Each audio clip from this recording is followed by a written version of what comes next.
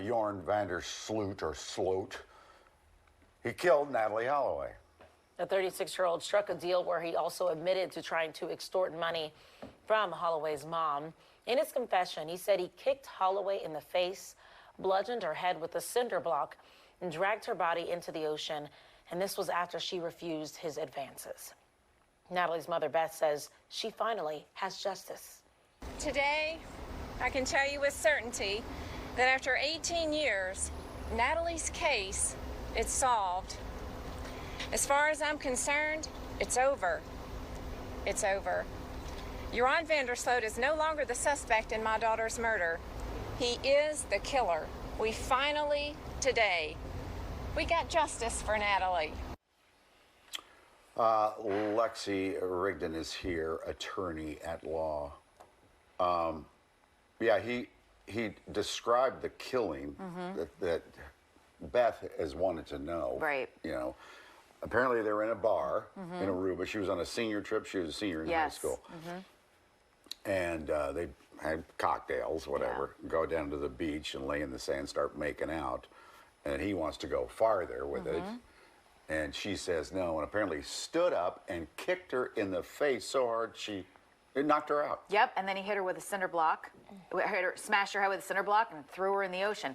That's his latest story. This is not the first time that he's made comments about what happened. He was caught undercover on a Dutch TV show in 2008 saying something else had happened. I mean, he's told a lot of stories. The guy's obviously a pathological liar. He's already in prison in Peru for killing another woman. So nothing that he says can be trusted. I think that this was part of the plea deal. I think it's very important, as you saw in that video, for Beth Twitty, her mother, to have some answers. And she was tired of him being labeled as a suspect instead of the killer. And so I think part of that plea was probably, tell us what happened, and we will ask the judge or recommend that the judge give you a little bit shorter of a sentence. Is that unusual?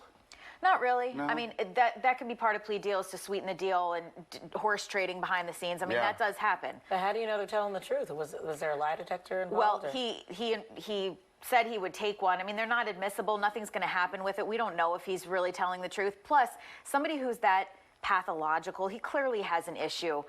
He could probably pass one anyway, so I don't put much stock in that. He went out of his way to be graphic about it after hitting her with a cinder block where he couldn't even recognize her face anymore.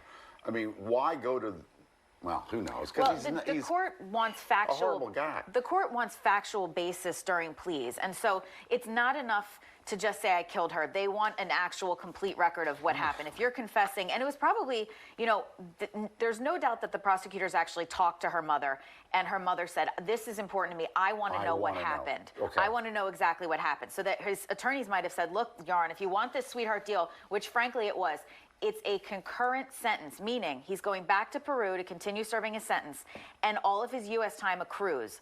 So it's not as though he has to serve until about 2045 in Peru and then come back and serve another 20 in the United States. Concurrent? It's concurrent. So he is accruing every day he sits in Peru, he's accruing time on his U.S. sentence. So he, at 20 years from now, is at 2043. He probably will never come back here to have to actually do any more time here. I mean, he's here right now, but. And he can't be tried for her murder, even though confessing, as the mom said yesterday. Here it is. Yes. He described when and how he killed her. And he said that after killing her on the beach in Aruba, he put her into the water, and that was the last that he ever saw her. That was all verified by a comprehensive and conclusive polygraph test. Okay, so that's her talking about him confessing. So now let's go to where she's saying he can't be tried for murder. Even with this confession, though, he can't be tried here for Natalie's murder. But I'm satisfied knowing that he did it. He did it alone, and he disposed of her alone. Gosh.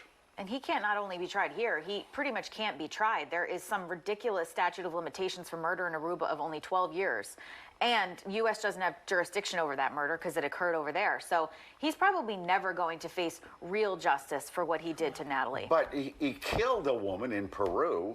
Seems like he'd be in jail the rest of his life or in prison. Well, he doesn't. He's not in Peru. He was only sentenced to. He was not sentenced to. He was sentenced to like 28 years or something like that. So that's it. Astoundingly, he's not serving a life sentence in Peru.